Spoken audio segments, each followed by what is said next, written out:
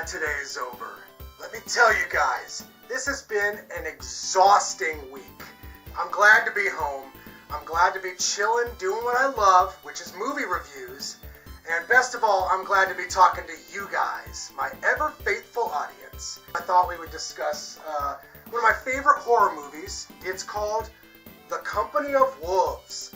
And if you're not familiar with this movie, it's kind of a gothic retelling of Little Red Riding Hood. But you know, I haven't seen it in a hot minute, so I'm looking to just veg the fuck out, peep the film, let you guys peep the trailer, and when I get back from that, we're going to be discussing The Company of Wolves. There is something happening in the woods no man can explain. For it is here, beneath the souls of men, that the passions of the beast run wild. Here, that the childish fantasies of innocence come face to face with the nightmare of unrelenting evil. The Company of Wolves. The fairy tale ends when the wolves come out. The Company of Wolves. Rated R. Starts Friday, April 19th at a theater near you. You know, this is truly a beautiful and well-made horror movie. Watching it again always reaffirms why I love this movie so much. And it also accounts for why I think it's Neil Jordan's best film. I love horror movies that kind of verge on the edge of fantasy sometimes. I would put it in the same category as the late 60s and early 1970s British Hammer horror films.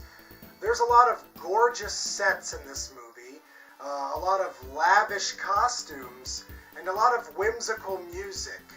A lot of the special effects in this movie rely on animatronics and puppet work, and a lot of hands-on horror makeup. And, you know, I just feel like a lot of, younger generations watching this movie, they might consider it to be laughable, which is a shame because, you don't need CGI or green screen overkill to sell a movie's, mood and atmosphere and time period. Sometimes a simple set design or, hands-on animatronics and prosthetics really get the point across.